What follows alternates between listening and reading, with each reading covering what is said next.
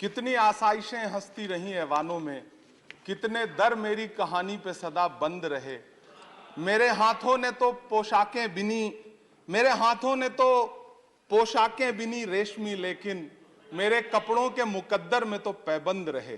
सभापति महोदय, मैं आज एक ऐसे समाज और उससे जुड़े उद्योग का दर्द आपके सामने रखने के लिए खड़ा हुआ हूं जिसे बुनकर समाज कहा जाता है, जो अपने हाथों के उंगलियों के हुनर से धागे से धागा जोड़ता है और हमारे आपके जिस्मों के लिए लिबास बनाता है।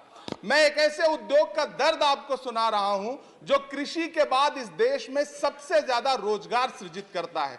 चाहे महाराष्ट्र का भिवंडी हो, मालेगांव हो, इचलकरंजी हो, उत्तर प्रदेश का बनारस हो, मऊ हो, मुबारकपुर हो, टांडा हो, मेरठ हो, इलाहाबाद का मऊआयमा हो, मध्य प्रदेश का बुरहानपुर हो, बिहार का भागलपुर हो, तमिलनाडु का सेलम हो, त्रिची हो, या फिर आंध्र प्रदेश का गुंटूर हो, इन तमाम शहरों में लाखों परिवारों के घर का चूल्हा जिस उद्योग की बदौलत जलता है, वो उद्योग आज बदहाली का शिकार है। सभापति महोदय, पूरी टेक्सटाइल इंडस्ट्री में 60% लगभग कंट्रीब्यूशन पावर लूम इंडस्ट्री का है, लेकिन सरकार ने इस इंडस्ट्री को यतीम छोड़ दिया है, बेसहारा छोड़ दिया है।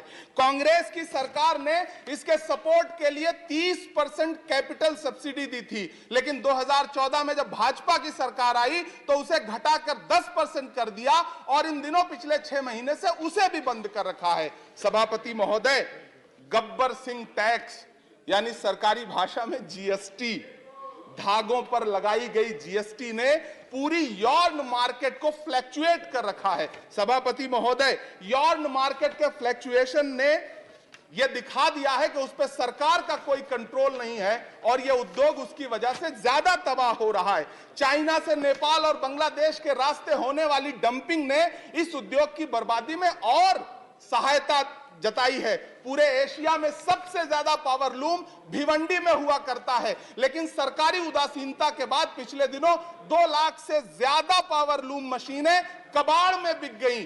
सभापति महोदय, जिस बनारस में कभी करघे पर बैठ करके कबीरदास जी झीनी बीनी चदरिया बुना करते थे, उसी बनारस में आज बुनकर भाई ईंट भट्ठों पर काम करने के लिए मजबूर हो गए। अंत में सभापति महोदय, मैं आपसे कहना चाहता हूं कि करघों के धागे टूट रहे हैं, मशीनें कबाड़ में बिक रही हैं, पावर लूम को सप्लाई होने वाली बिजली के बिलों का बोझ इतना भारी है कि बुनकरों के कंधे टूट रहे हैं। जीएसटी लगा करके सरकार ने उनकी कमर और तोड़ी है।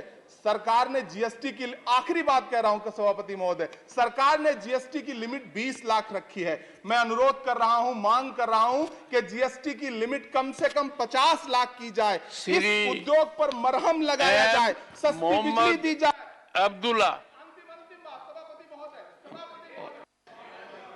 Time over.